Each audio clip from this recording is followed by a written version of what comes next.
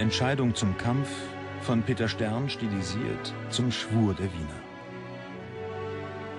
Edle und gemeine Kriegsknechte, die beieinander zu bleiben geloben, die Stadt und die trefflichen Kanonen darinnen, solang ihr Leib und Leben wäre, zu erhalten und, um des christlichen Glaubens wegen, beieinander zu sterben.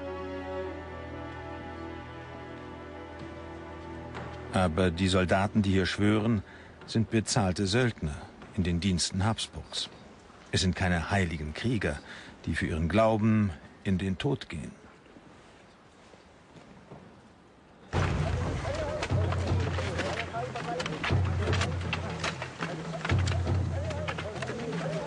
Der Kampf beginnt.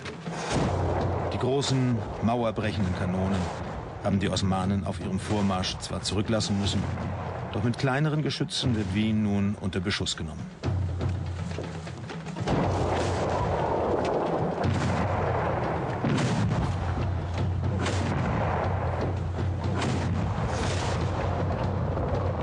Für die Mauern der Stadt Wien sind diese aber kaum eine Gefahr.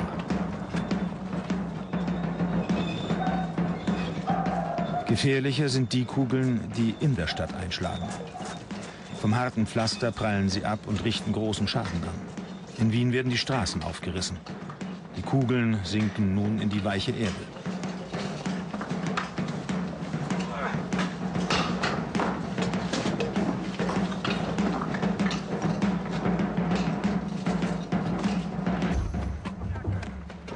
Doch die Osmanen haben Erfahrung mit der Belagerung von Festungen wie Wien.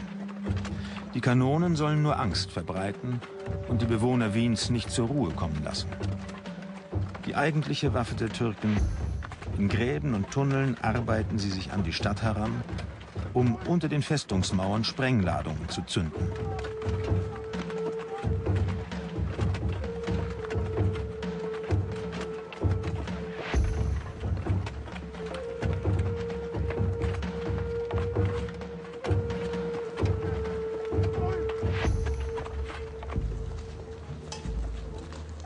Die Wiener wissen zunächst gar nicht, was das Graben der Türken zu bedeuten hat. Ahnungslos sitzen sie in der Stadt und warten auf einen Angriff, der unterirdisch bereits begonnen hat.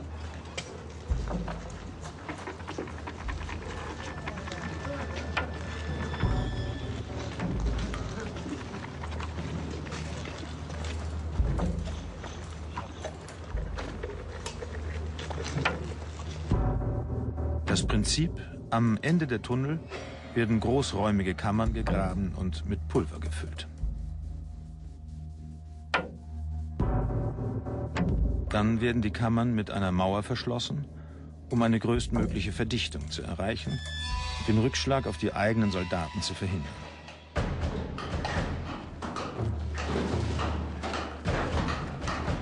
Langsam und unerbittlich arbeiten sich die Türken an die Stadt heran. Mit jedem Tag, mit jeder Stunde wird die Gefahr größer.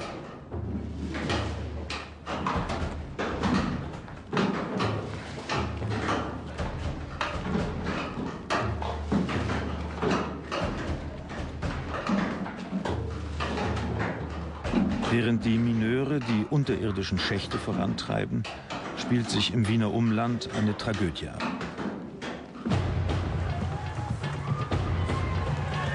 Immer noch sind es die Akinschi, die Angst und Schrecken verbreiten. Ihre wichtigste Waffe sind Pfeil und Bogen, die sie perfekt beherrschen und die in Europa Angst und Schrecken verbreiten. Selbst für gepanzerte Reiter eine Bedrohung.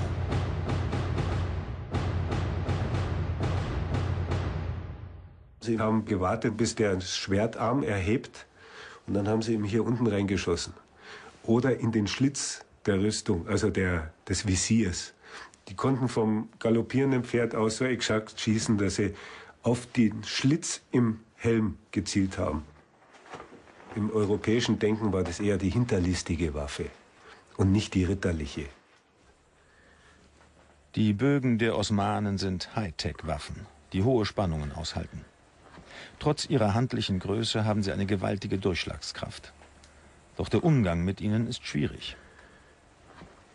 Man muss eigentlich Jahre und Jahre üben, um wirklich exakt und gut schießen zu können mit diesen historischen Bögen. Eine Musketentruppe hat man schnell rekrutiert und angelernt innerhalb von Monaten. Und wirklich gut Bogenschießen dauert Jahre.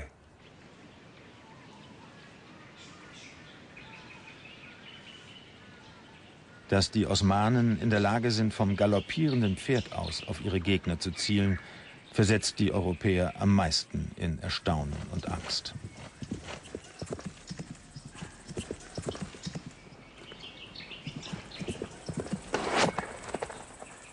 Beim Galopp gibt es eine Schwebephase, da hat das Pferd keinen Fuß auf dem Boden.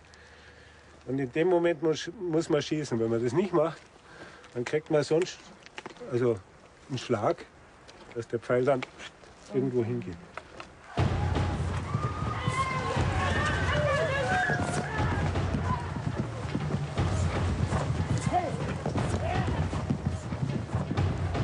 Die Akinci plündern das Wiener Umland im Umkreis von fast 100 Kilometern.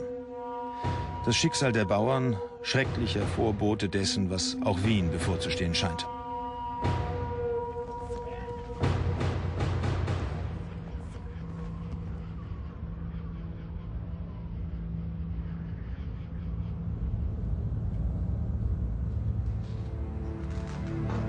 Nur selten gelingt es Überlebenden, sich, zumeist im Schutze der Nacht, in die Stadt zu retten.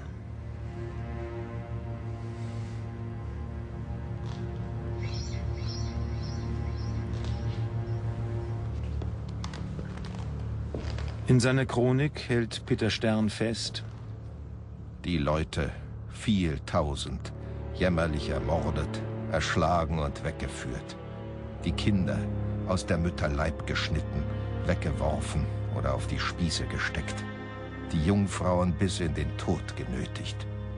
Der Allmächtige möge ihrer Seelen gnädig und barmherzig sein und solche Morde an den grausamen Bluthunden nicht ungerecht lassen.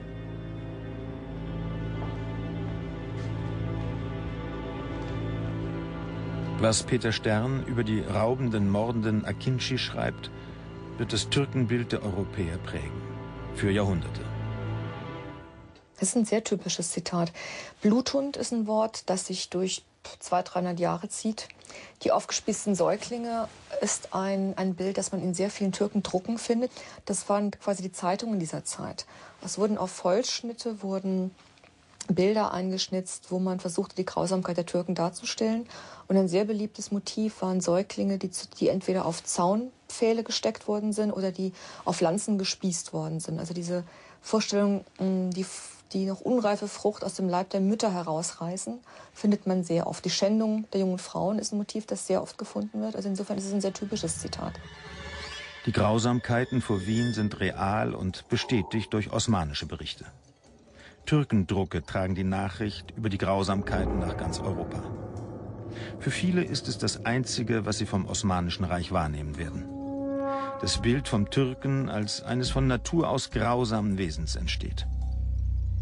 Unterstützt wird dieses Bild durch die christliche Kirche, die ihre Macht in Gefahr sieht.